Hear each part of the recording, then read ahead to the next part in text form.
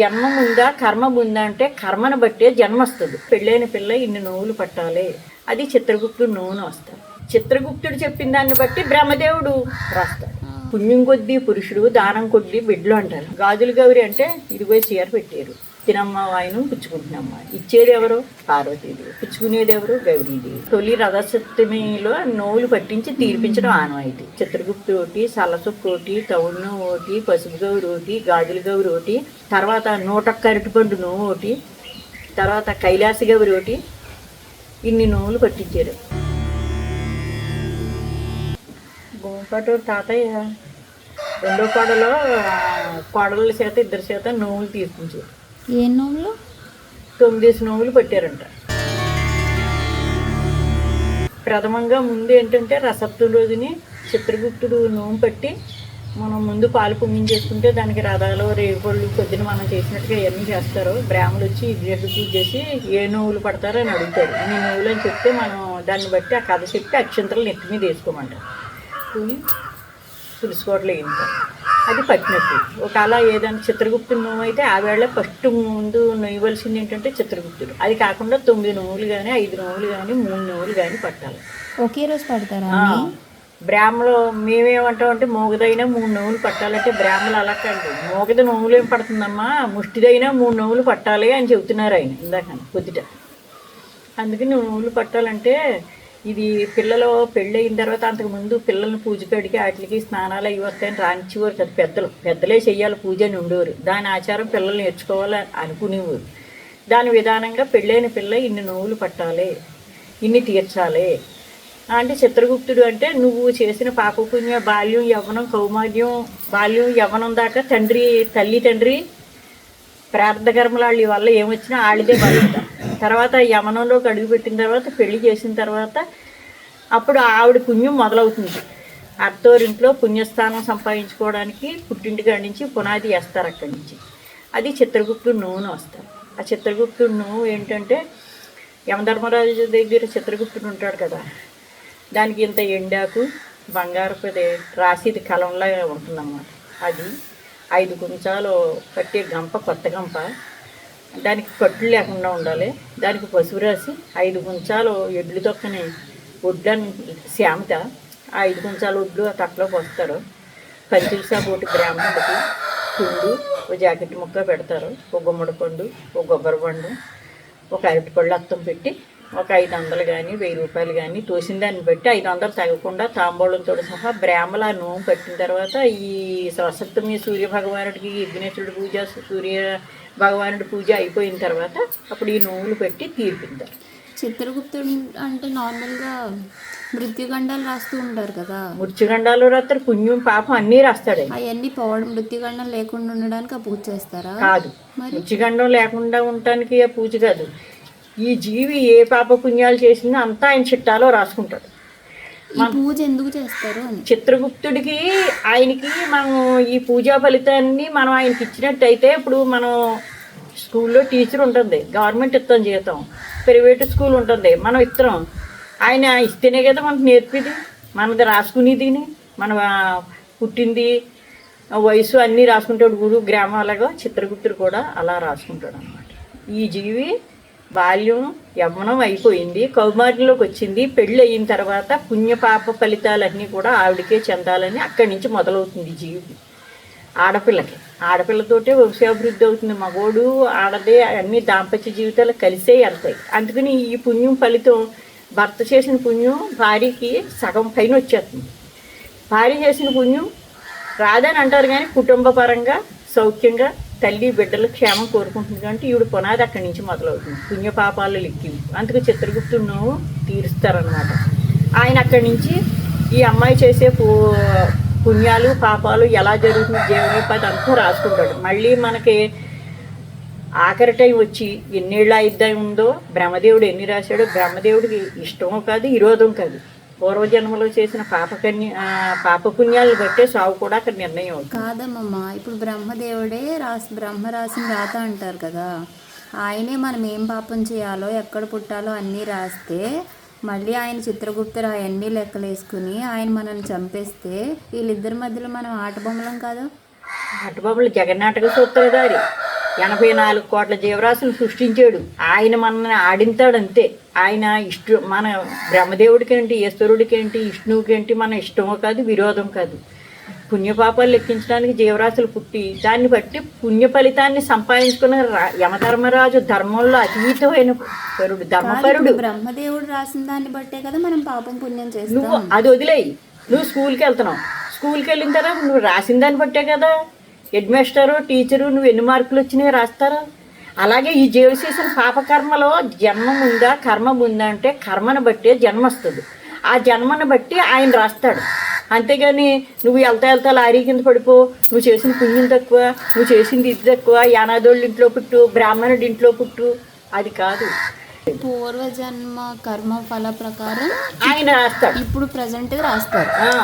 అదే జరుగుతుంది. ఇలా సృష్టి ధర్మం అంతా అలా చేస్తారు తప్ప ఆయన అంతటా ఆయన రాయుడు, ఈయనంతటి ఈయన నువ్వు డబ్బులు ఇచ్చావు డబ్బులు ఇవ్వలేదని చిత్రగుప్తుడు కూడా ఇష్టం వచ్చిన రాసేయడం లేదు. బ్రహ్మదేవుడు రాసిన దానికి చిత్రగుప్తుడు తీసుకుని దాన్ని బట్టి పాపం పుణ్యం రాస్తారా?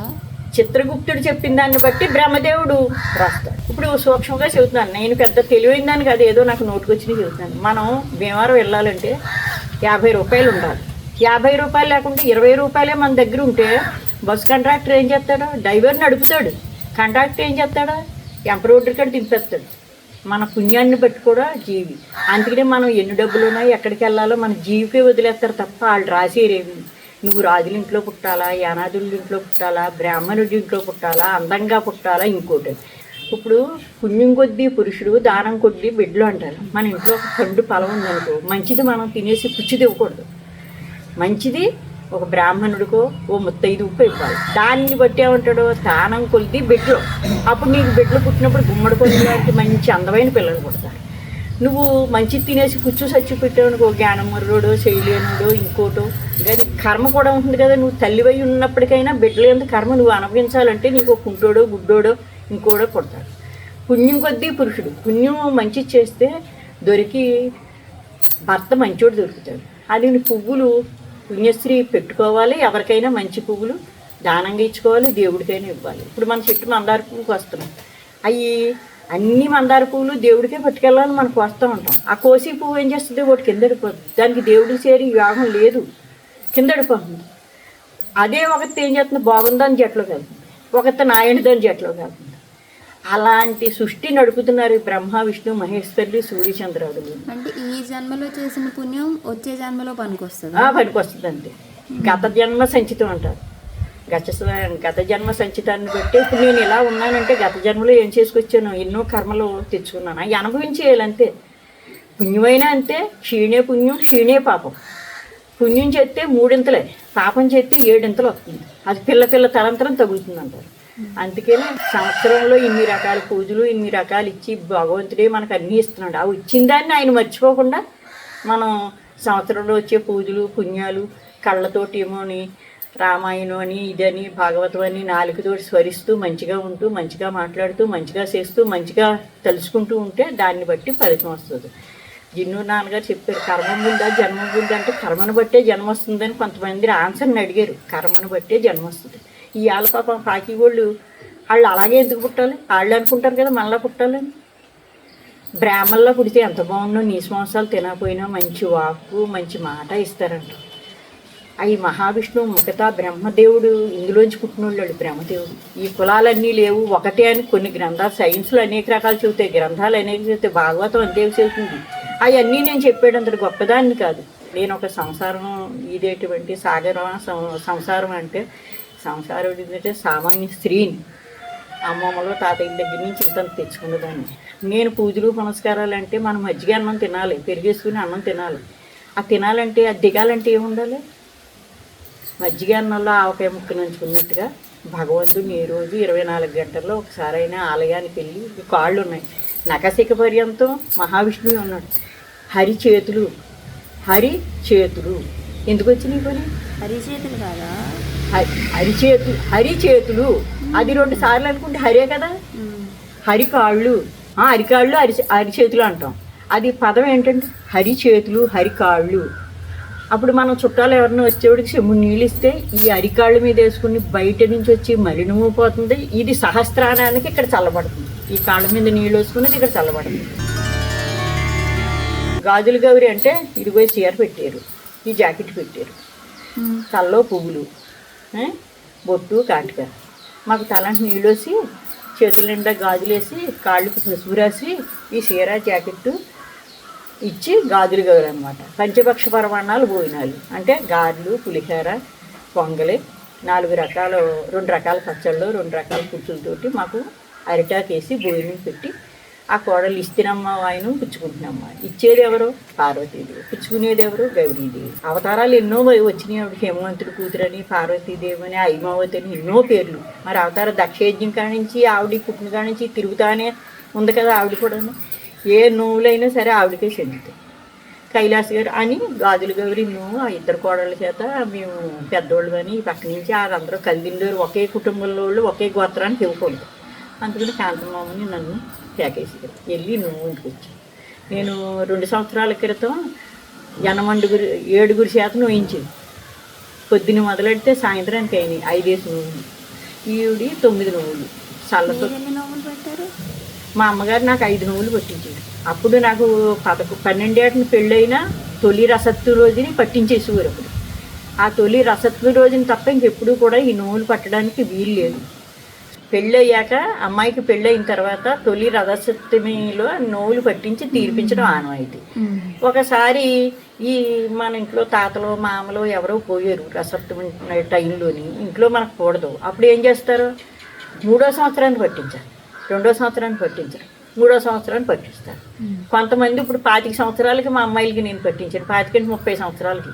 మా అమ్మగారు అయితే మాకు పెళ్ళైన 12 ఏటనే నోవులు 5 నోవులు పట్టించారు. అమ్మ చిత్రగుప్తి రోటి, సల్లసుక్కు ఒకటి, తౌడుగవి రోటి, పసుపు గవి రోటి, తర్వాత విష్ణుకాంత నోవు ఒకటి. ఆ విష్ణుకాంతనేమో నేను అమ్మ 4 తీర్పించేసేవారు ఒకే రోజుని.